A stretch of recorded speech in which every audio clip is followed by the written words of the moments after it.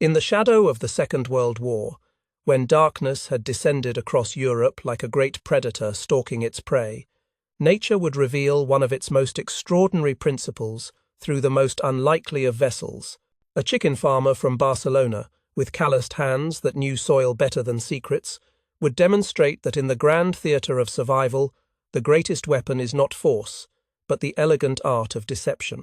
Before we continue this journey, tell us where you're tuning in from, and if this story resonates with you, make sure you're subscribed because tomorrow I've saved something extraordinary for you. Juan Pujol Garcia possessed no training in the dark arts of espionage, no credentials from shadowy academies, no lineage of spies stretching back through generations.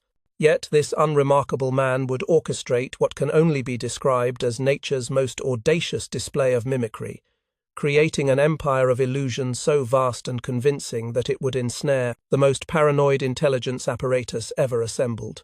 Like a master spider spinning its web, Garcia would weave 27 phantom agents into existence, each one a gossamer thread, invisible to the naked eye yet strong enough to hold the fate of nations. Consider for a moment the mathematics of deception that Garcia would master. Over the course of 3 years, his network of imaginary operatives would transmit more than 5,000 messages to Nazi Germany. Each communication was a carefully crafted particle of misinformation, designed to pass through the filters of enemy analysis like a virus evading the immune system of its host. The precision required was extraordinary, too little truth, and suspicion would bloom like bacteria in a petri dish. Too much, and the very foundations of the Allied war effort would crumble. The Germans would christen him Agent Arabelle. To the British, he became Garbo, named for the actress whose performances could make audiences believe in any reality she chose to inhabit. But perhaps the most fitting designation was the one that emerged from the shadows of Whitehall, where civil servants with minds like precision instruments recognized what they were witnessing. They called him simply the greatest actor of the Second World War. On the morning of June 6, 1944, as 156,000 Allied soldiers prepared to storm the beaches of Normandy, 7 German divisions remained frozen in place at Pas-de-Calais. 150,000 of Hitler's finest troops, equipped with the most advanced weapons of their age, stood guard against an invasion that existed only in the imagination of a Spanish chicken farmer. They waited, with the patience of predators at a watering hole, for prey that would never come. This was not mere military strategy. This was evolution in action, the survival instinct manifesting through its most sophisticated adaptation, the ability to reshape reality itself through the careful manipulation of information. In nature, we observe countless examples of creatures that survive not through strength or speed, but through their mastery of illusion. The stick insect becomes indistinguishable from its environment. The octopus transforms its very substance to match the colors and textures around it. The anglerfish dangles false promises in the depths of the ocean. Garcia had discovered something far more profound than any single deception. He had unlocked the fundamental principle that governs all successful camouflage in nature. To deceive effectively, one must not simply hide the truth, but replace it with a more appealing alternative. The lies that convince are not the ones that contradict reality, but those that fulfill the deepest expectations of the observer. The German intelligence service, the Abwehr, was perhaps the most paranoid organization in human history, staffed by men whose professional lives depended on their ability to distinguish truth from fiction. They employed code breakers whose minds worked like quantum computers, analysts who could detect patterns in seemingly random data, interrogators who could extract secrets from the most resolute prisoners. Yet Garcia's fabrications passed through their scrutiny like light through clear water, each falsehood confirmed by their own desperate need to believe. What makes this achievement even more remarkable is the environment in which it occurred. This was total war, where the difference between truth and lies could determine the survival of entire civilizations. Every message Garcia sent was scrutinized by multiple layers of German intelligence, cross-referenced against other sources, analyzed for internal consistency, tested against the laws of physics and the limitations of human capability. The margin for error was essentially zero. Yet Garcia's phantom network thrived in this hostile environment, like extremophile bacteria flourishing in Medarot, conditions that would destroy ordinary life. His imaginary agents developed personalities so vivid that their German handlers worried about their health, celebrated their promotions, mourned their fictional deaths. The ecosystem of deception became self-sustaining, each successful lie creating the conditions for the next, until the false reality Garcia had constructed became more convincing to the Germans than their own direct observations. The scope of this operation defies comprehension. 27 distinct identities, each with their own biography, psychology, and motivation. Pedro, the passionate Spaniard whose reports from Gibraltar burned with revolutionary fervor. Moonbeam, the mysterious Venezuelan student whose secret messages arrived written in invisible ink made from bird droppings. The Welsh Aryan supremacist whose racial theories made Nazi handlers nod in approval while he fed them reports of phantom army divisions marching across the British countryside. These were not mere names on a roster.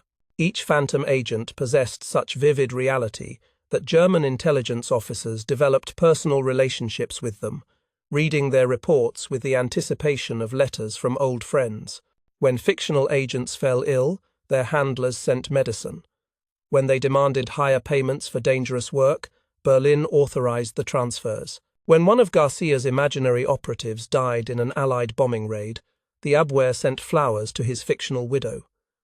The financial records alone tell an extraordinary story. Over the course of the war, German intelligence transferred £35,000 to Garcia's network, approximately £1 million in today's currency. The enemy was literally funding the operation that was deceiving them, like a host organism nourishing the parasite that was slowly consuming it from within. But the true genius of Garcia's system lay not in its complexity, but in its adherence to natural law. Just as evolution favors organisms that can adapt to their environment, Garcia's deceptions evolved to meet the changing needs of German intelligence. When the Abwehr grew suspicious of reports that seemed too convenient, Garcia's agents began reporting failures and setbacks. When they demanded proof of access to sensitive information, he provided genuine intelligence, carefully timed to arrive just hours too late to be actionable. This was psychological mimicry at its most sophisticated, the intelligence equivalent of the viceroy butterfly adopting the coloration of the poisonous monarch. Garcia understood that the most convincing lies are those that contain just enough truth to satisfy the observer's need for verification, while withholding the essential elements that would make the information useful. As June 6 approached, the vast machinery of deception that Garcia had constructed over 3 years would face its ultimate test.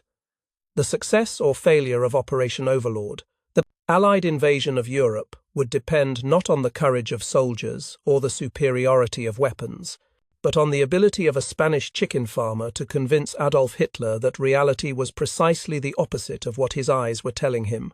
In the hours before dawn on D-Day, as Allied paratroopers descended through darkness onto French soil and naval forces began their final approach to the beaches of Normandy, Garcia sat in a modest house in North London, crafting what would become the most important message of his career. His fingers moved across the typewriter keys with the precision of a surgeon, each word calibrated to achieve maximum psychological impact on minds that were already primed to receive exactly the information he was about to provide. The message that would save tens of thousands of Allied lives was simplicity itself. The Normandy landings, Garcia reported to his German handlers, were merely a diversion. The real invasion, the decisive strike that would determine the outcome of the war, was still to come at Pas-de-Calais. His phantom agents had observed massive troop concentrations in southeastern England, preparing for the true assault. The Normandy beaches were a feint, designed to draw German reserves away from the real target. Adolf Hitler, reading Garcia's analysis in his fortified bunker, made the decision that would seal the fate of the Third Reich. The reserves would remain at Pas-de-Calais. The phantom invasion that existed only in Garcia's imagination would tie down 7 German divisions, while real Allied forces established their foothold in France. This was deception elevated to the level of art, lies crafted with such precision that they bent the very fabric of reality. In the great evolutionary struggle for survival, Juan Pujol Garcia had demonstrated that the most powerful adaptation of all is the ability to make your enemies see the world not as it is, but as you need them to see it. The double cross that saved. D-Day would echo through history, its principles encoded in the DNA of every intelligence operation that followed. But on that June morning in 1944, as the first Allied soldiers stepped onto the beaches of Normandy under a dawn sky painted with the smoke of battle, one truth emerged with crystal clarity. In the grand theatre of war, the greatest victories belong not to those who can destroy reality, but to those who can create it. Tomorrow, we shall discover how an unremarkable man learned to become the master of illusion, transforming himself from a failed chicken farmer into the architect of the most audacious deception in human history. The transformation of Juan Pujol Garcia from an ordinary man into history's greatest deceiver began not in the shadowy corridors of intelligence agencies, but in the brutal crucible of the Spanish Civil War. Like a seed that requires fire to germinate, Garcia's genius for deception would emerge from the ashes of a conflict that taught him the most fundamental truth about human nature: that ideology can make intelligent people believe the most extraordinary lies. Born in Barcelona in 1912, Garcia grew up in a world where truth itself had become a casualty of war. By the time he reached manhood, Spain had torn itself apart in a preview of the greater conflagration to come. He had witnessed neighbors denounce neighbors, seen how easily fear could transform ordinary citizens into instruments of terror. More importantly, he had observed how those in power could reshape reality simply by controlling the flow of information. The Spanish Civil War ended in 1939, leaving Garcia with a profound disgust for all forms of totalitarianism. He had seen too much, understood too clearly how dictators maintained their grip on power through the systematic destruction of truth. When Adolf Hitler's armies swept across Europe like a plague of locusts, consuming democracy after democracy, Garcia felt the same revulsion he had experienced watching Spain devour itself. But what could one man do against the machinery of the Third Reich? Garcia was no soldier, no politician, no person of influence. He possessed no weapons save his imagination, no resources beyond his remarkable ability to understand human psychology. Yet sometimes, in the grand theatre of existence, the most unlikely heroes emerge from the most unexpected places, armed with gifts they themselves do not yet fully comprehend. In the autumn of 1941, with German U-boats prowling the Atlantic like prehistoric predators and Nazi armies approaching the gates of Moscow, Garcia made a decision that would alter the course of history. He walked into the British Embassy in Madrid and offered his services to the Allied cause. The scene that followed would have been comic if the stakes had not been so grave. The British officials who interviewed Garcia saw before them an unemployed chicken farmer with no credentials, no connections, no apparent qualifications for the deadly serious business of espionage. His Spanish was fluent, his English poor, his knowledge of intelligence work non-existent. He possessed no university education, no military training, no experience with codes or secret communications. By every conventional measure, Juan Pujol Garcia was precisely the sort of volunteer that professional intelligence services politely declined. The rejection stung, but it also ignited something extraordinary within Garcia's mind. If the British could not recognize his potential, he would prove it to them in the most dramatic way possible. He would infiltrate German intelligence not as a British agent, but as a freelancer, demonstrating his capabilities by becoming so valuable to the enemy that the Allies would have no choice but to take notice. This decision reveals something profound about the nature of exceptional individuals. Where ordinary people see obstacles, they perceive opportunities. Where others accept limitations, they discover possibilities. Garcia understood intuitively what scientists would later codify as the principle of emergent complexity. That simple systems, given the right conditions, can generate behaviors far more sophisticated than their individual components would suggest. From a small apartment in Lisbon, armed with nothing more than a tourist guide to England, a collection of train timetables and newsreels from British cinemas, Garcia began to construct the most audacious fiction in the history of espionage. He would convince German intelligence that he was their most valuable asset in Britain, despite never having set foot on British soil. The psychology behind this deception was as elegant as it was simple. German intelligence desperately needed agents in Britain, the one major power still standing against the Third Reich. They were hungry for information, willing to take risks that a more cautious organization might avoid. Garcia understood that their need would make them vulnerable to exactly the sort of intelligence he was prepared to provide. His first reports to the Abwehr described a journey across Spain and France, culminating in a successful infiltration of Britain through what he claimed were sympathetic Portuguese contacts. The details were meticulously researched, drawn from the tourist guides and timetables that had become his reference library.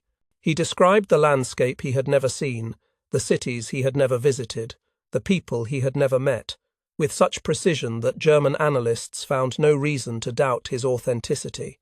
But Garcia's true genius lay not in the accuracy of his geographical descriptions, but in his understanding of what his German handlers wanted to hear.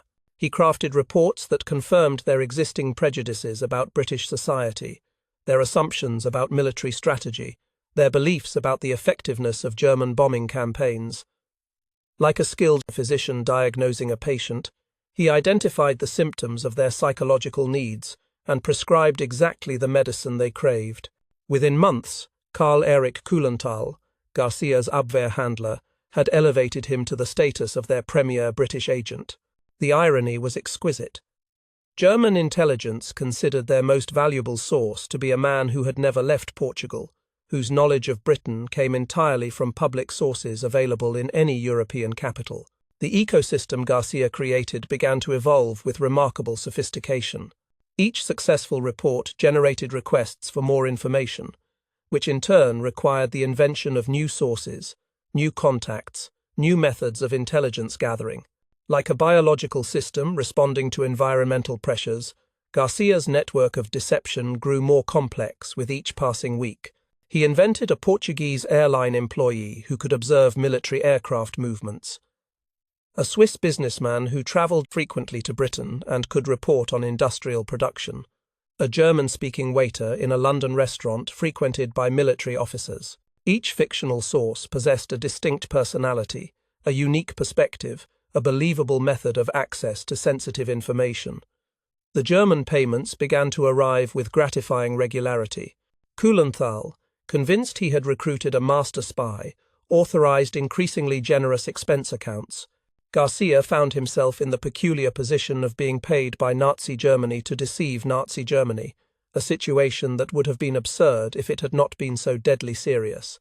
But the most remarkable aspect of Garcia's operation was how naturally it aligned with the principles that govern all successful deception in nature. Consider the orchid that mimics the appearance and scent of a female wasp to attract male pollinators. The deception works not because the orchid is particularly clever, but because it exploits an existing instinct in its target. The male wasp wants to believe what he sees, and that desire makes him vulnerable to manipulation. Garcia understood this principle instinctively. His reports succeeded not because they were particularly believable in isolation, but because they told the Germans what they already wanted to hear. He confirmed their assumptions about British weaknesses, validated their strategic decisions, reinforced their confidence in ultimate victory. The deception was successful because the targets were complicit in their own manipulation. By the spring of 1942, Garcia's operation had reached a critical threshold. The British, who had initially rejected his offer of assistance, began to take notice of the mysterious agent Arabelle, who seemed to have unprecedented access to British secrets. Through their own intelligence networks, they learned that German planning was being influenced by reports from a source in Britain whose identity remained unknown. The recruitment of Garcia by MI5 represents one of the most elegant reversals in the history of espionage. The British did not steal him from the Germans or expose his deception. Instead, they simply offered to help him do what he was already doing, but with greater precision and effect. It was like a skilled gardener taking over the care of a wild plant that had shown remarkable potential for growth. When Thomas Harris, Garcia's new British case officer, first met him in a safe house in London, He found himself face to face with a man who had already demonstrated capabilities that trained intelligence officers might spend years developing. Garcia had created, entirely on his own, a network of fictional agents whose reports were influencing German strategic planning. He had established financial channels that generated steady income from enemy sources. Most remarkably, he had done all of this while maintaining perfect security, never once arousing German suspicions about his true location or intentions. The partnership between Garcia and Harris would prove to be one of the most productive collaborations in the history of intelligence work. Harris brought professional expertise, access to genuine intelligence that could be safely shared, and the resources of the British intelligence establishment. Garcia contributed his extraordinary imagination, his intuitive understanding of German psychology, and a network of fictional agents that had already proven their effectiveness. Together, they would transform Garcia's improvised deception into a precision instrument capable of reshaping German perceptions of reality itself. The chicken farmer from Barcelona had evolved into something unprecedented in the annals of espionage. A man who could make his enemies see the world not as it was, but as he needed them to see it. The stage was now set for the greatest performance in the theatre of deception. Garcia's phantom agents, already established and trusted by German intelligence, would soon begin their preparation for the ultimate deception. They would convince Adolf Hitler himself that the Allied invasion of Europe would come not where it actually would, but where Garcia's imagination placed it. The seeds of D-Day's success had been planted in the mind of a Spanish chicken farmer who understood that in the ecology of war, information flows like water, seeking the channels of least resistance, and sometimes those channels lead exactly where you want them to go. From a modest house in Hendon, North London, Juan Pujol Garcia and his case officer Tomás Harris began constructing what can only be described as the most sophisticated ecosystem of deception ever created by human ingenuity. Like architects designing a cathedral that would stand for centuries, they built their illusion with mathematical precision, understanding that every element must support the whole and that a single structural failure could bring the entire edifice crashing down. The house itself was unremarkable, a typical suburban dwelling that blended seamlessly into the landscape of wartime Britain. Yet within its walls, Garcia and Harris were about to demonstrate one of nature's most profound principles, that complexity can emerge from simplicity, that the most powerful systems are often those that appear most ordinary to casual observation. Consider the mechanics of what they were attempting. German intelligence employed thousands of analysts, code breakers, and field operatives whose full-time occupation was the detection of exactly the sort of deception Garcia was practicing. They possessed sophisticated cross-referencing systems, mathematical models for analyzing intelligence patterns, interrogation techniques refined through years of experience. To successfully deceive such an organization required more than creativity. It demanded an understanding of the fundamental laws that govern information flow and human psychology. Harris brought to this partnership the accumulated wisdom of British intelligence, refined through centuries of imperial administration and decades of modern espionage.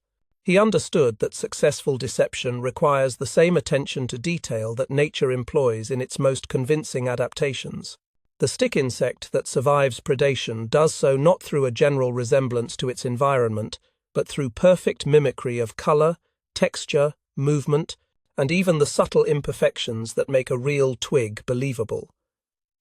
Garcia, meanwhile, contributed something perhaps even more valuable, an intuitive genius for understanding how people wanted to be deceived. His experience with the Spanish Civil War had taught him that humans possess an extraordinary capacity for self-deception when presented with information that confirms their existing beliefs. The art lay not in creating convincing lies, but in crafting lies that the target desperately wanted to believe. Together, they developed what would become known as the Garbo formula, a precise ratio of 7 parts verifiable truth to 3 parts carefully crafted fiction. This was not arbitrary mathematics, but a reflection of deep psychological insight. Too little truth, and German analysts would detect inconsistencies. Too much, and the operation would provide no strategic advantage. The ratio they chose created what intelligence professionals call a credibility cascade, where each accurate prediction increased the likelihood that future reports would be accepted without question. The network of fictional agents that Garcia and Harris maintained was a masterpiece of psychological engineering. Each phantom operative possessed not merely a name and a cover story, but a complete personality with believable motivations, realistic limitations, and human flaws that made them seem authentic to their German handlers. Pedro, the passionate Spaniard operating from Gibraltar, exemplified their approach. His reports burned with revolutionary fervour against British imperialism, confirming German assumptions about the fragility of the British Empire. But Pedro was also temperamental, demanding higher payments for dangerous work, occasionally providing information that proved slightly inaccurate due to his emotional volatility. These imperfections made him believable in ways that a perfect agent never could have been. Moonbeam, the Venezuelan student in Glasgow, demonstrated another aspect of their psychological sophistication. His reports arrived written in invisible ink made from bird droppings, a detail so bizarre that it convinced German intelligence of its authenticity. No professional spy, they reasoned, would invent such an absurd method of secret communication. The very outrageousness of the technique became proof of its legitimacy. The Welsh Aryan supremacist represented perhaps their most audacious creation. This fictional agent fed Nazi racial theories back to German intelligence while simultaneously reporting completely fabricated troop movements across the British countryside. His reports were enthusiastically received not because they were particularly believable, but because they told the Germans exactly what their ideology predisposed them to hear. Managing this network required extraordinary attention to detail.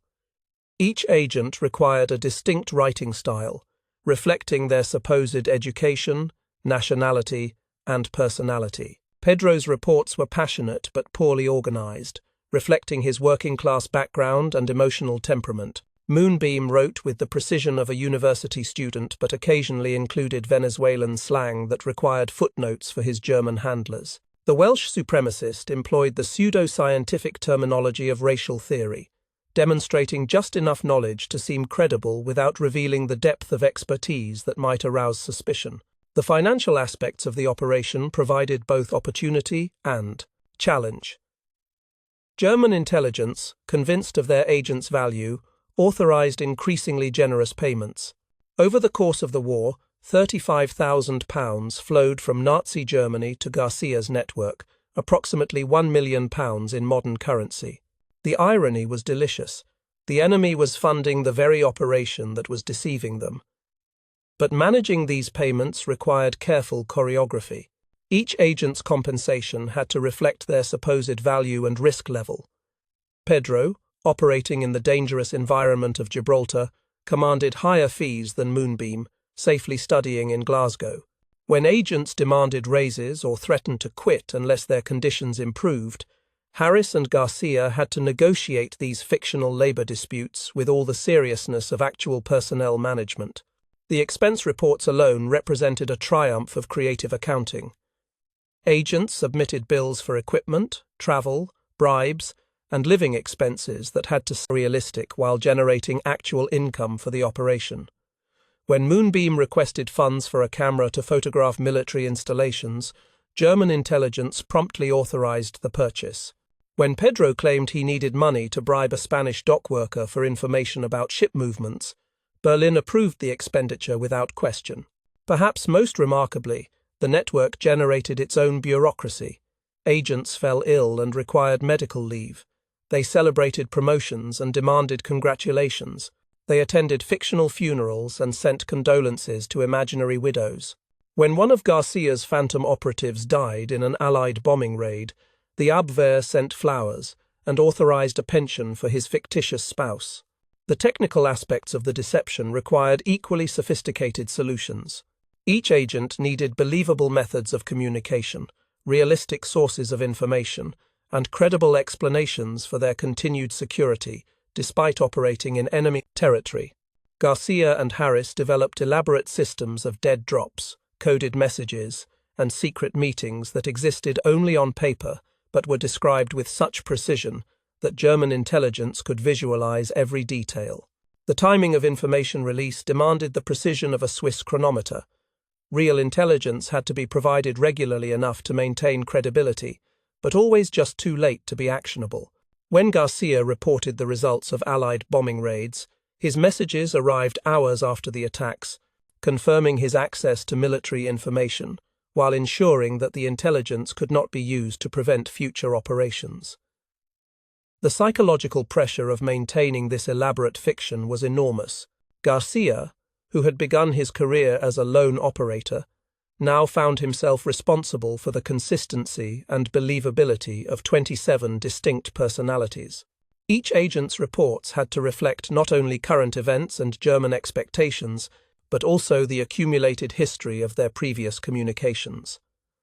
A casual reference in Pedro's latest message had to align with details mentioned in reports he had supposedly sent months earlier. Harris, meanwhile, worked 20-hour days encoding messages, cross-referencing reports for consistency, and managing the complex logistics of payments and communications. The constant performance of multiple identities began to blur the boundaries between truth and fiction in ways that neither man had anticipated. They found themselves discussing their fictional agents as if they were real people, debating their motivations, and predicting their behavior with the intensity of method actors who had disappeared completely into their roles. Yet the ecosystem they had created proved remarkably resilient. When German intelligence grew suspicious about certain reports, Garcia's agents provided satisfactory explanations. When cross-checks revealed apparent inconsistencies, fictional sub-agents emerged to clarify the confusion. The network demonstrated what biologists call adaptive fitness, the ability to evolve in response to environmental pressures while maintaining essential functions. The most elegant aspect of their system was how it turned German thoroughness against itself. The more carefully the Abwehr analyzed Garcia's reports, the more convinced they became of their authenticity. The wealth of trivial detail, the realistic human flaws of the agents, the occasional failures and setbacks that marked any genuine intelligence operation, all contributed to an overall picture of credibility that withstood the most intense scrutiny. As 1943 progressed into 1944, Garcia and Harris began to understand that they had created something unprecedented in the history of espionage. Their network of phantom agents had achieved a kind of independent existence, generating its own momentum and creating its own reality. German intelligence officers spoke of Garcia's operatives as old friends, worried about their safety, celebrated their successes, mourned their losses. The architecture of illusion was complete. What remained was to test whether this magnificent construction could bear the weight of the greatest deception in human history. D-Day was approaching, and with it the ultimate challenge, convincing Adolf Hitler that the Allied invasion would strike not where it actually would, but where Garcia's phantom army was waiting to repel it. The stage was set for the performance of a lifetime, a demonstration that in the grand theatre of war, the most powerful weapons are not those that destroy reality, but those that reshape it according to the will of the deceiver. Garcia and Harris had built their cathedral of lies with the precision of master craftsmen. Soon they would discover whether their creation could withstand the ultimate test of faith. As spring arrived in 1944, the most elaborate deception in human history began to unfold like a flower whose seeds had been planted years earlier in the imagination of a Spanish chicken farmer.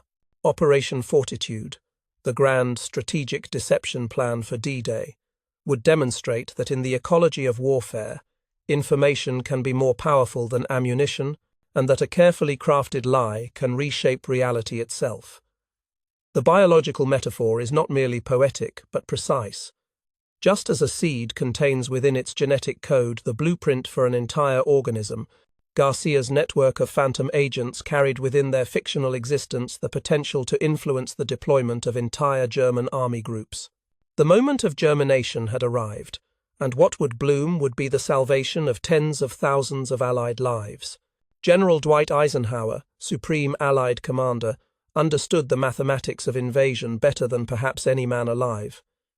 His staff had calculated that the Normandy landings would succeed only if German reinforcements could be delayed for at least 48 hours after the initial assault. Every hour beyond that would save hundreds of Allied lives. Every day would save thousands. The difference between success and catastrophe lay not in the courage of the soldiers or the superiority of Allied equipment, but in the ability to control German perceptions of where the real blow would fall. This was the challenge that Garcia and Harris faced as they prepared their Phantom network for its greatest performance. They had to convince German intelligence, and through them Adolf Hitler himself, that the massive Allied force gathering in southern England was preparing to assault not Normandy, but the Pas de Calais, the narrowest point of the English Channel, and the most obvious location for a cross-channel invasion. The genius of Operation Fortitude lay in its recognition that the most convincing deceptions are those that confirm what the target already believes. German military doctrine, refined through centuries of Prussian strategic thinking, held that any competent general would choose the shortest possible sea crossing for an amphibious assault. The Pas de Calais offered not only the briefest voyage across the Channel, but also the most direct route to the industrial heart of Germany. Garcia's network began reporting exactly what German analysts expected to hear: massive troop concentrations in southeastern England, opposite the Pas de Calais. But these were not ordinary reports of military movements. They were masterpieces of psychological engineering, crafted to exploit every bias and assumption in the German analytical framework. The fictional 1st United States Army Group, supposedly commanded by General George Patton, became the centerpiece of this elaborate theater. Patton, whom the Germans considered the most dangerous Allied general, was the perfect choice to lead what appeared to be the main invasion force. His presence in southeastern England, confirmed by Garcia's agents and supported by elaborate radio deceptions, convinced German intelligence that they had identified the true threat. The Phantom Army that Garcia's network reported was a marvel of imaginary logistics. Inflatable tanks filled the fields of Kent and Essex, their rubber forms appearing authentic to German reconnaissance aircraft flying at high altitude. Plywood aircraft crowded airfields that existed only on paper. Radio operators transmitted thousands of messages between units that had no physical existence, creating an electronic signature that German listening posts could detect and analyze. But the true artistry lay in the human details that Garcia wove into his reports.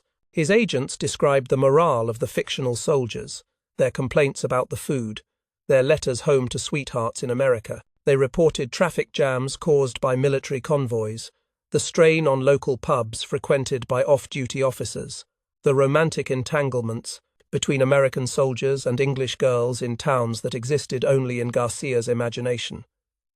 These details served a purpose far beyond mere color.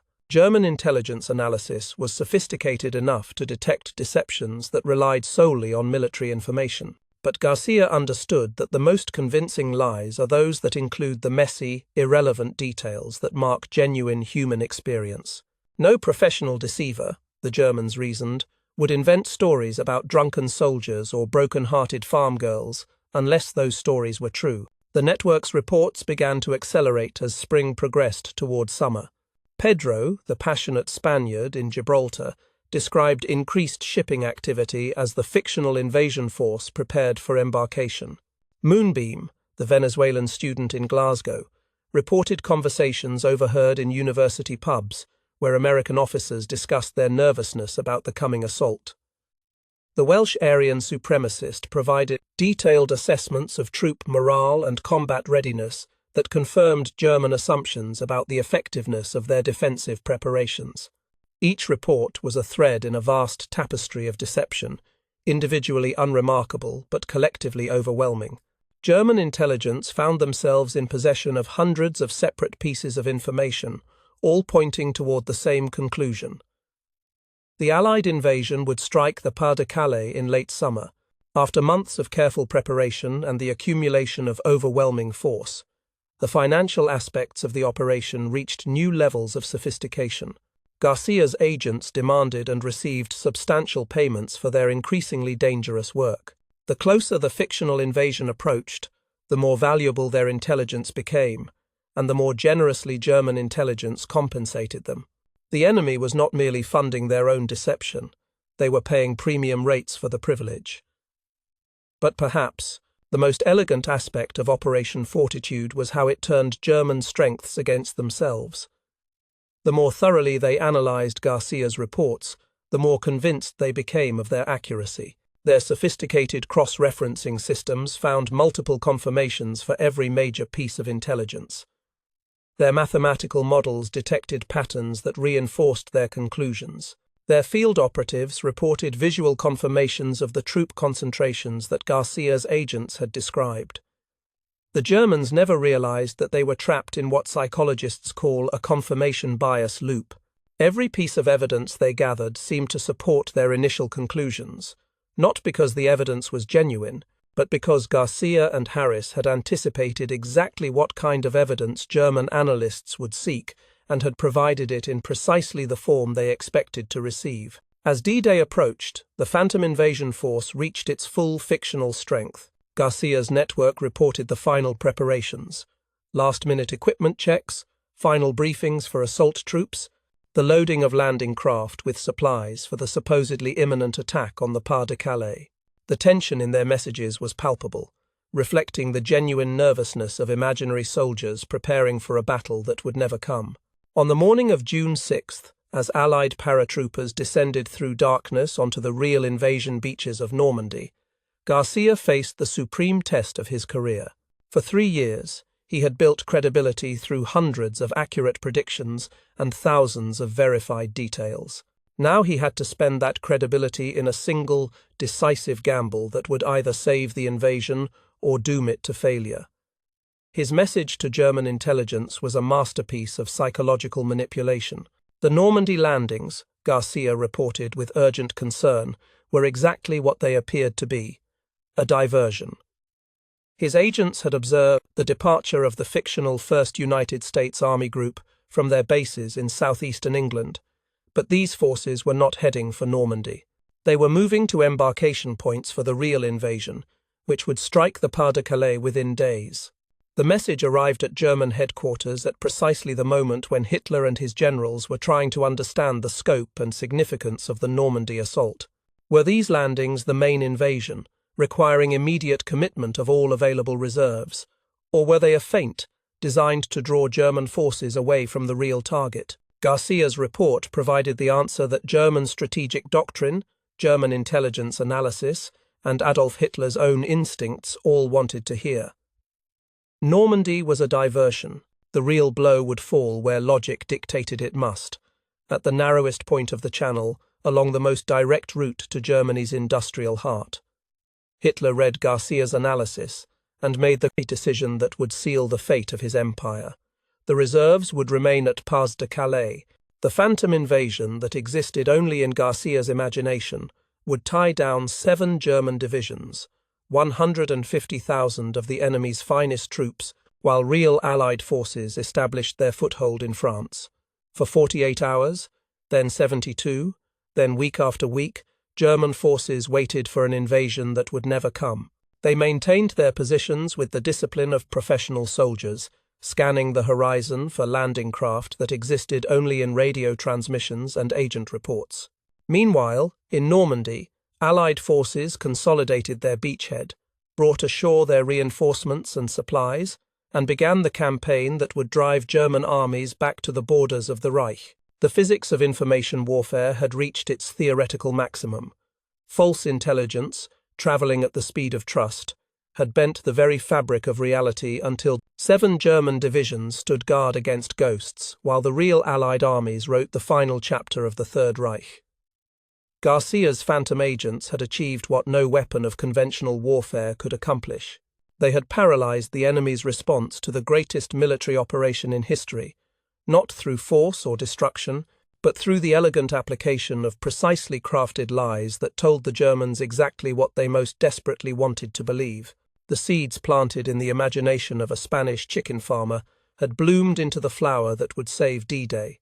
The most extraordinary aspect of Juan Pujol Garcia's deception was not its scope or sophistication, but the razor-thin margin for error within which it operated. Like a tightrope walker suspended above an abyss, Garcia navigated constant mortal danger while maintaining the illusion that would determine the fate of nations. Every message he sent could be his last, every fictional detail, a potential death sentence, not only for himself but for the hundreds of thousands of Allied soldiers whose lives depended on his ability to keep Hitler's armies frozen in place. Consider the psychological pressure of such an existence.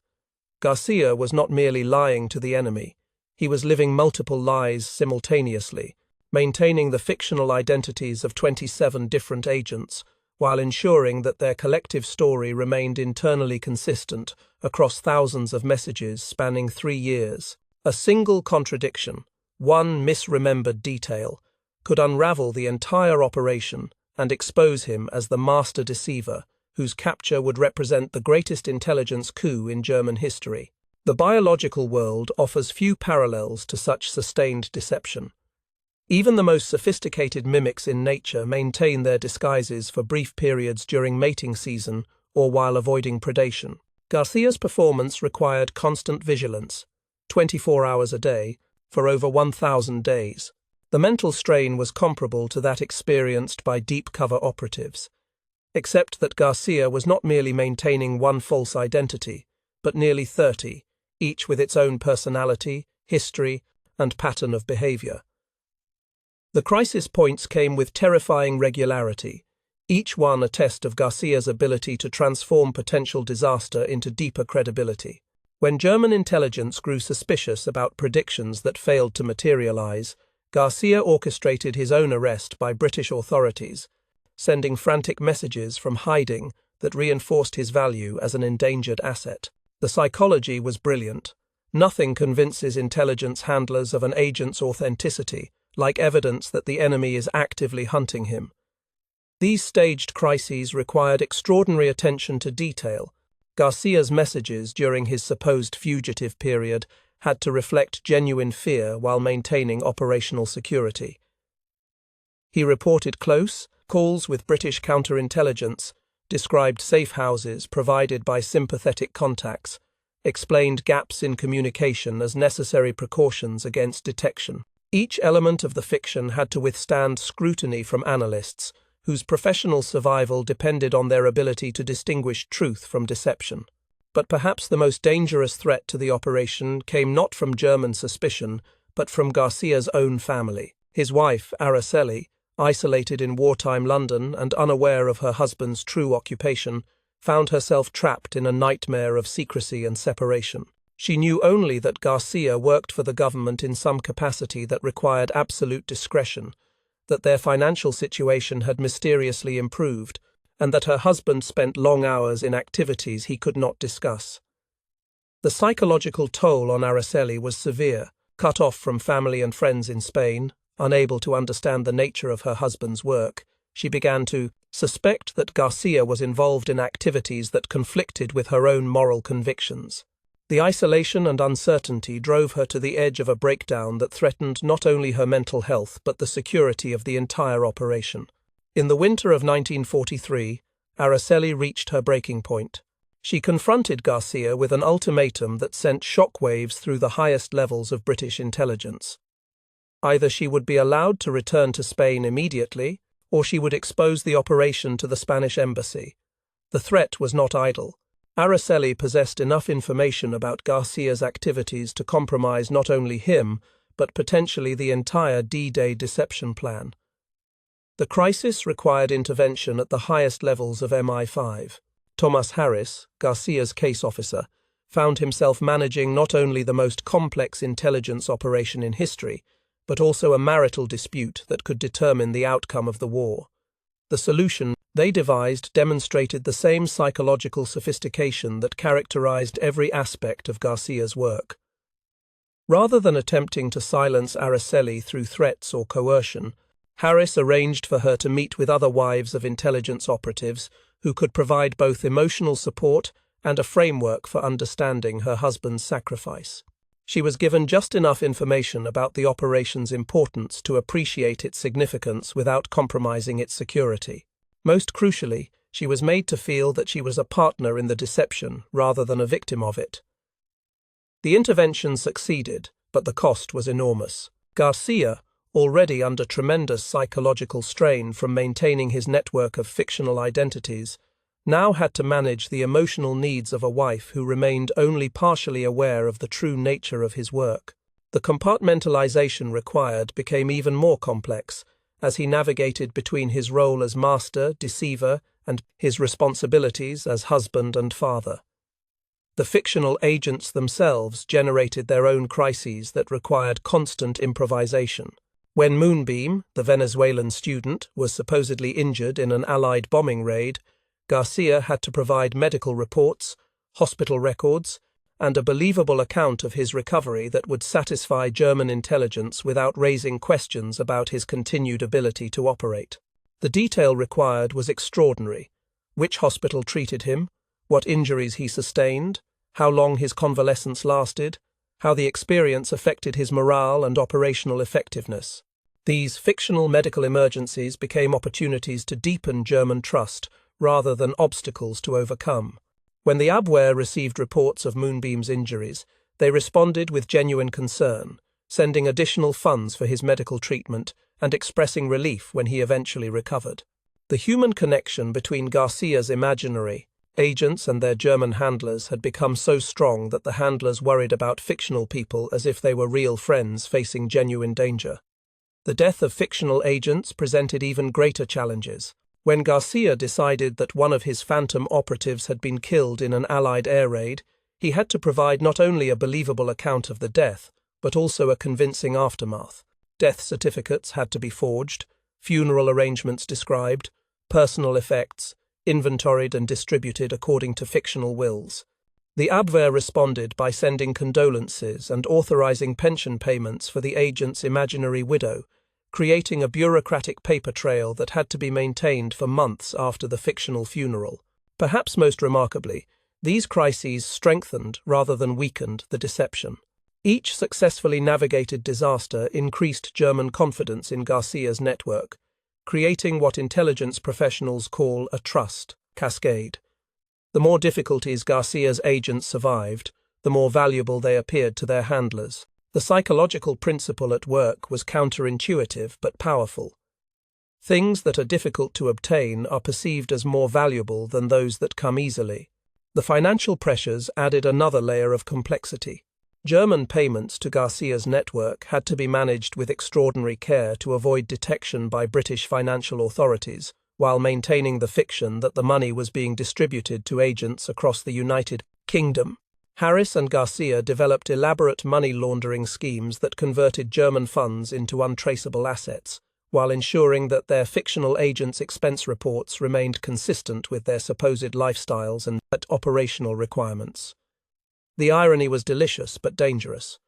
Garcia was becoming wealthy through enemy payments for intelligence that was designed to destroy the enemy, but any display of sudden affluence could attract unwanted attention from British security services who were not fully briefed on the operation. The money had to be carefully hidden or invested in ways that would not raise suspicions about its source. As D-Day approached and the pace of the deception accelerated, Garcia began to experience what modern psychologists would recognize as symptoms of severe stress disorder. The constant performance of multiple identities, the life or death consequences of every decision, the isolation from normal human relationships, all combined to create psychological pressures that few minds could endure without permanent damage. Garcia suffered periodic nervous breakdowns that required careful management by Harris and the MI5 medical staff. The irony was profound. The man whose imagination was saving the Allied invasion was slowly losing his grip on his own identity under the weight of the personalities he had created.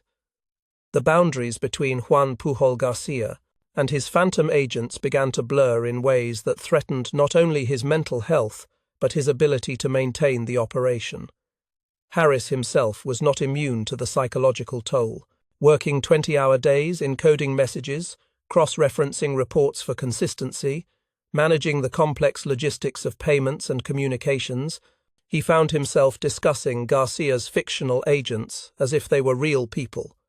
The line between handler and subject, between reality and fiction, became increasingly difficult to maintain. Yet somehow, the operation not only survived these crises but emerged stronger from each one. Like a biological system under stress, Garcia's network of deception adapted and evolved, developing new mechanisms for survival and new methods for exploiting German vulnerabilities. Each near disaster became a learning experience that improved the system's resilience. The most elegant aspect of this evolution was how Garcia learned to use German thoroughness against itself. The more carefully the Abwehr investigated his agents' claims, the more convinced they became of their authenticity. The wealth of supporting detail, the realistic human complications, the believable personal crises that marked Garcia's reports, all contributed to a picture of credibility that grew stronger under scrutiny rather than weaker. By the time Operation Fortitude reached its climax, Garcia had achieved something unprecedented in the history of espionage. He had created a network of fictional agents so convincing that their German handlers cared about them as individuals, worried about their safety, celebrated their successes, and mourned their losses. The deception had transcended mere intelligence work to become a form of psychological art, a demonstration that the most powerful weapon in warfare is not the ability to destroy reality, but the skill to reshape it according to one's will. Walking the razor's edge had transformed Garcia from a Spanish chicken farmer into the architect of the greatest deception in human history. The question that remained was whether his extraordinary creation could survive the ultimate test, convincing Adolf Hitler that the Allied invasion would strike where Garcia's phantom army was waiting, rather than where the real soldiers would land. The true measure of Juan Pujol Garcia's genius was not merely that he deceived Nazi Germany, but that his methods became the genetic code of modern intelligence operations. Like spores carried on the wind, his techniques spread through every major intelligence agency in the world, evolving and adapting but retaining the essential characteristics that made them so devastatingly effective. The DNA of the Garbo operation can be traced through every significant deception since the Second World War, from the Cold War's elaborate Maskirovka campaigns to today's sophisticated cyber warfare operations. When the Double-Cross Committee's files were finally declassified, in 1972, intelligence professionals found themselves studying not just a successful wartime operation, but a comprehensive manual for the manipulation of human perception. Garcia had developed, through intuition and experience, techniques that academic psychologists would spend decades attempting to codify. His understanding of cognitive bias, confirmation loops, and trust cascades anticipated by years the formal research that would establish these concepts as fundamental principles of human psychology. The principle of controlled information release, perhaps Garcia's most significant innovation, revolutionized the practice of double-agent operations throughout the Cold War. The technique was elegantly simple: provide genuine intelligence to establish credibility, but ensure that the information arrives just too late to be actionable. This approach solved the fundamental paradox of double-agent work: how to maintain credibility without causing genuine damage to one's own side. Soviet intelligence, studying captured German files after the war, immediately recognized the revolutionary potential of Garcia's methods. The KGB developed entire departments dedicated to what they called active measures, operations designed not to gather intelligence, but to shape enemy perceptions through carefully crafted disinformation. The fictional agent networks that flourished during the Cold War, from the Cambridge spy ring to the elaborate deceptions of the Prague Spring, all bore the genetic markers of Garcia's original innovation. The American Central Intelligence Agency, established in 1947, incorporated Garcia's techniques into its founding doctrine. CIA training manuals still reference what they term the Garbo method of building operational credibility through verifiable trivia. New recruits learn to establish trust by providing accurate but inconsequential information before introducing the crucial deceptions that will accomplish their mission objectives. The mathematical precision that Garcia brought to the ratio of truth to fiction established intelligence work as a measurable science rather than merely an art. Intelligence agencies developed sophisticated models for calculating the optimal balance of accurate and false information required to maintain operational security while achieving strategic objectives. These calculations, originally performed intuitively by a Spanish chicken farmer working from his kitchen table, became the foundation for computer algorithms that process millions of data points in modern intelligence operations. But perhaps Garcia's most profound contribution to modern espionage was his recognition that the most effective deceptions are those that confirm the target's existing beliefs. This insight, which psychologists now call confirmation bias exploitation, became the cornerstone of psychological warfare during the Cold War and remains central to contemporary information operations. The fictional networks that proliferated during the Berlin Crisis, the Cuban Missile Crisis, and the various proxy wars of the Cold War all employed Garcia's fundamental strategy: tell the enemy what they want to hear, with just enough contrary evidence to make the deception believable. Soviet operations in Western Europe during the 1950s and 60s created phantom resistance movements that confirmed Western fears about communist infiltration while simultaneously providing channels for strategic disinformation. The financial aspects of Garcia's operation also proved remarkably prescient. His method of making the enemy fund their own deception became standard practice for intelligence agencies operating with limited budgets. Cold War operations routinely generated their own funding through carefully managed enemy payments, creating self-sustaining deception systems that could operate for years without requiring direct financial support from their controllers. The expense account fabrications that Garcia pioneered evolved into sophisticated money laundering operations that became essential tools of modern financial intelligence. The techniques developed to manage German payments to fictional agents provided the blueprint for tracking and manipulating terrorist financing, organized crime networks, and state-sponsored economic espionage. Every major financial intelligence operation today employs variations of the accounting methods that Garcia improvised to manage his phantom payroll. The psychological insights that Garcia developed through his management of fictional agent personalities became the foundation for modern behavioral analysis programs. Intelligence agencies recognized that understanding human psychology was as important as technical intelligence gathering, leading to the development of comprehensive psychological profiling systems that could predict and manipulate individual and group behavior. The concept of creating and maintaining fictional identities, pioneered by Garcia's network of phantom agents, exploded into multiple disciplines during the digital age. Corporate espionage, cyber warfare, and online influence operations all employ variations of Garcia's fundamental technique, creating believable fictional personas that can operate in enemy territory without detection. Modern social media manipulation campaigns follow Garcia's blueprint with remarkable precision. State and non-state actors create networks of fake accounts that mimic his original model: distinct personalities with believable backstories, realistic human flaws, and credible sources of information. These digital phantoms spread disinformation through the same psychological mechanisms that Garcia exploited, confirming existing biases while introducing carefully crafted falsehoods. The artificial intelligence systems that now generate infinite variations of text, images, and video content operate according to principles that Garcia understood intuitively.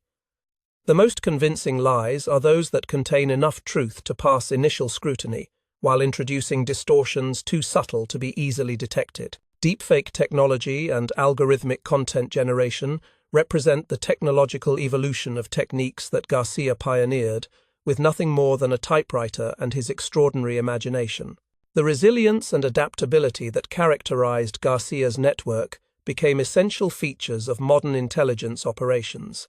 Contemporary agencies design their deception systems to evolve in response to enemy countermeasures, incorporating feedback loops and self-correction mechanisms that allow operations to survive detection attempts and continue functioning even when partially compromised. The concept of making deception systems self-sustaining through enemy action, perhaps Garcia's most elegant innovation, influenced the development of modern cyber warfare doctrine. Contemporary information operations are designed to use enemy responses to strengthen rather than weaken the deception, turning defensive measures into inadvertent confirmation of false narratives. The bureaucratic aspects of Garcia's operation, often overlooked by historians focused on the strategic impact, proved equally influential in the development of modern intelligence techniques. His creation of administrative systems for managing fictional personnel, processing imaginary expenses, and maintaining non-existent organizational structures provided the foundation for elaborate cover operations that could withstand detailed financial and administrative scrutiny. Intelligence agencies today employ vast bureaucracies dedicated to creating and maintaining the documentary evidence required to support deep cover operations.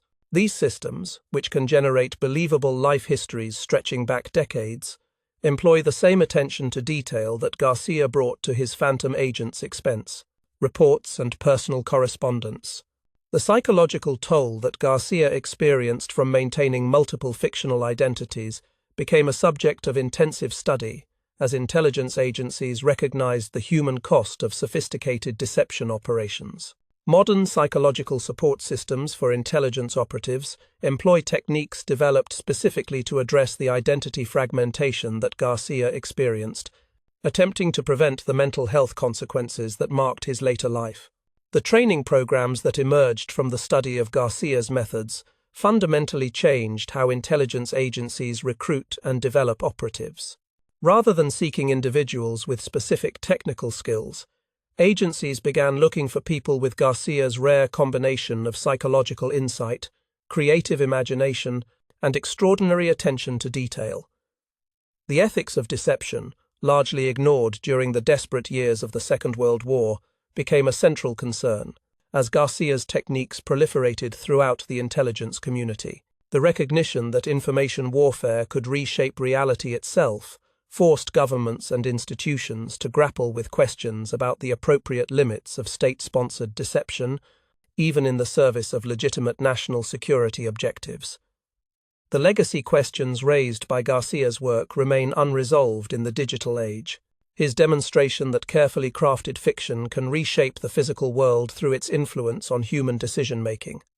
Anticipated by decades, the contemporary challenges posed by disinformation campaigns, fake news, and algorithmic manipulation of public opinion. In an era when artificial intelligence can generate infinite variations of convincing but false content, Garcia's fundamental discovery becomes even more relevant. Humans desperately seek patterns that confirm their beliefs, and a skilled deceiver can paint those patterns in smoke. The master spy's greatest achievement was not fooling Hitler, but proving that reality itself is negotiable when filtered through human perception and desire. The seeds that Garcia planted in the intelligence soil of the Second World War have grown into a forest of deception techniques that shape virtually every aspect of modern information warfare. His ghost agents walk among us still, multiplied and magnified by technology, but employing the same fundamental insights about human psychology that a Spanish chicken farmer discovered in his modest London house more than 80 years ago. After Germany's surrender in May 1945, Juan Pujol Garcia performed his final and perhaps most remarkable disappearing act. The man who had orchestrated the greatest deception in human history simply vanished, dissolving back into the anonymity from which he had emerged. For nearly 4 decades, the master spy existed only in classified files locked away in the vaults of Whitehall, his story too sensitive to tell while the Cold War raged and his techniques continued to shape the secret battles between superpowers. Garcia had requested this anonymity, understanding intuitively that a magician's greatest trick is knowing when to leave the stage. The world was not ready for the truth about D-Day's secret savior, nor for the implications of what his success meant about the nature of reality itself. In an age when nuclear weapons made the stakes of deception literally existential, the man who had proven that carefully crafted lies could reshape the physical world needed to become a ghost himself. He settled in Venezuela, running a small gift shop in Caracas, selling postcards and souvenirs to tourists who had no idea they were purchasing trinkets from the man who had saved D-Day. The irony was exquisite. The master of illusion had become genuinely invisible, hidden in plain sight among the ordinary commerce of everyday life. His neighbors knew him as a quiet Spanish immigrant with a modest business and unremarkable past. The legendary Garbo existed only in memories and classified documents that few living people were authorized to read. When journalist Rupert Allison finally tracked Garcia down in 1984, nearly 40 years after the war's end, He found a man who seemed to have aged into the role he had once only pretended to play. Garcia was genuinely ordinary now, worn down by decades of normal life, the fires of his extraordinary imagination banked to barely glowing embers. The interview that resulted would provide the first public glimpse of the operation that had remained secret longer than most state secrets, a testament to both its importance and its implications. The quantum nature of Garcia's achievement becomes clearer with the passage of time and the perspective that historical distance provides. In the strange universe of intelligence work, where observation changes reality and truth becomes whatever the observer can be convinced to believe, Garcia had demonstrated that the fundamental laws of physics might be less absolute than previously assumed. Reality, his operation proved, is to some extent negotiable, subject to revision by those who understand the mechanisms of human perception and possess the skill to manipulate them. The deepfake videos and algorithmic disinformation campaigns that characterize modern information warfare are merely the technological evolution of techniques that Garcia pioneered with analog tools. Today's artificial intelligence systems can generate infinite variations of convincing but false content, creating photorealistic images of events that never occurred, producing audio recordings of conversations that never took place, fabricating video evidence of actions that exist only in computer memory. Yet, for all their technological sophistication, these modern deception systems pale beside Garcia's analog artistry. Contemporary disinformation operations, for all their reach and technical complexity, lack the psychological insight that made Garcia's phantom agents so convincing to their German handlers. The emotional connections that developed between fictional spies and their real controllers, the genuine concern that enemy intelligence officers felt for the welfare of people who existed only in typewritten reports, the deep trust that grew from shared experiences that had never actually occurred. These achievements of psychological engineering remain unmatched by digital systems. The fundamental principle that Garcia discovered, that humans desperately seek patterns that confirm their existing beliefs, has become even more relevant in an age of information abundance. Social media algorithms exploit the same confirmation bias that Garcia used to deceive Nazi intelligence, creating echo chambers where users are fed increasingly extreme versions of their own preconceptions. The difference is scale. Where Garcia manipulated the perceptions of a few dozen German intelligence officers, modern disinformation systems can influence millions of people simultaneously. The ethical questions raised by Garcia's work have become more pressing as his techniques have proliferated and evolved. During the Second World War, the moral calculus was relatively simple.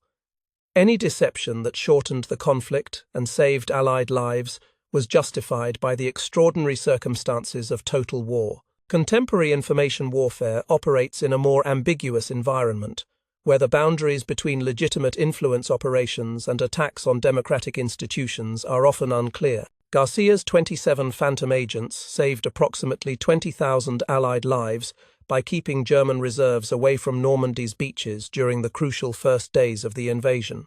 This concrete, measurable benefit provided clear justification for even the most elaborate deceptions. Modern influence operations rarely offer such clear moral accounting. The targets are often civilian populations rather than military forces. The objectives are frequently political rather than strategic, and the consequences are diffuse and long-term rather than immediate and measurable. The democratization of deception technology has created a world where Garcia's techniques are available to any individual or organization with sufficient motivation and modest technical resources. State actors, terrorist organizations, criminal enterprises, and political movements all employ variations of his methods, creating a chaotic information environment where distinguishing truth from fiction becomes increasingly difficult for ordinary citizens. The proliferation of Garcia's techniques has created what information theorists call a trust recession, a general decline in confidence in traditional sources of authority and information. When anyone can create convincing evidence for virtually any claim, the entire concept of objective truth becomes problematic. This was not an outcome that Garcia anticipated or intended, but it flows logically from his demonstration that reality is subject to revision by those who understand the mechanisms of human perception. The institutions that once served as gatekeepers of information, newspapers, television networks, government agencies, academic institutions, find themselves competing for credibility with anonymous internet accounts that may be operated by foreign intelligence services using Garcia's psychological insights enhanced by artificial intelligence. The information landscape has become a battlefield where truth and falsehood engage in constant skirmishes for territory in human consciousness.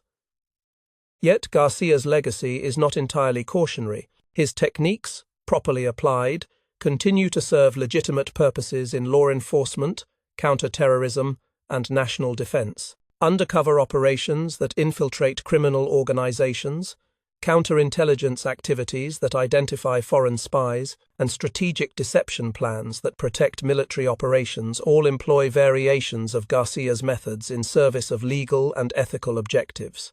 The study of Garcia's operation has also contributed to our understanding of human psychology in ways that extend far beyond intelligence work. His insights into confirmation bias, trust formation, and belief maintenance have influenced fields ranging from marketing and advertising to therapy and education.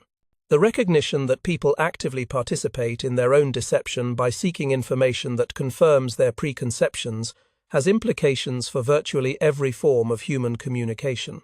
The technological amplification of Garcia's techniques has created new possibilities for both beneficial and harmful applications.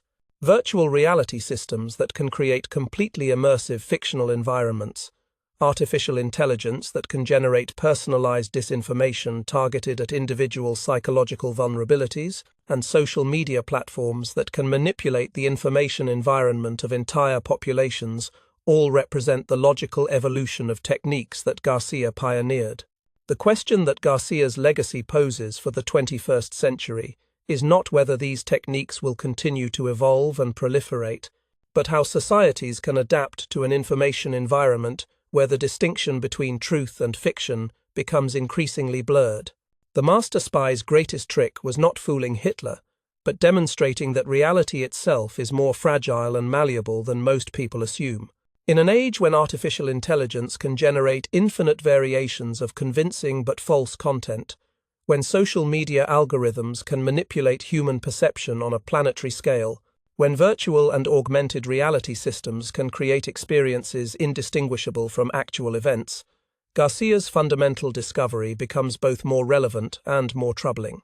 In wars fought with information rather than bullets, the most powerful weapon is not the ability to destroy reality, but the skill to create new versions of it. The phantom agents that Garcia created to deceive Nazi Germany have evolved into digital ghosts that haunt our contemporary information landscape. They whisper in social media feeds, manipulate search engine results, and shape the news that billions of people consume every day. They are Garcia's ultimate victory, and perhaps his most troubling legacy. The proof that in the ecology of information, carefully crafted lies can not only survive but thrive, reproducing and evolving until they become more influential than truth itself. The master spy vanished into a Venezuelan gift shop, but his techniques march on, multiplied and magnified by technology, shaping every conflict in an age when wars are fought with information rather than ammunition. Garcia's 27 phantom agents have become billions, and they walk among us still, invisible and influential, the ultimate evolution of a Spanish chicken farmer's extraordinary imagination.